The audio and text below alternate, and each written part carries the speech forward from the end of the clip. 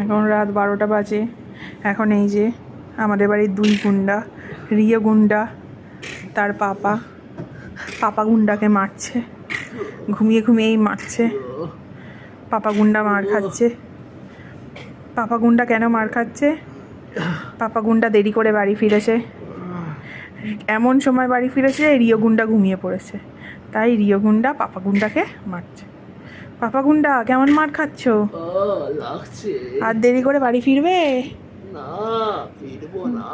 আচ্ছা, রিও গুন্ডা আজকের মতো তুমি পাপাকে ক্ষমা করে দাও।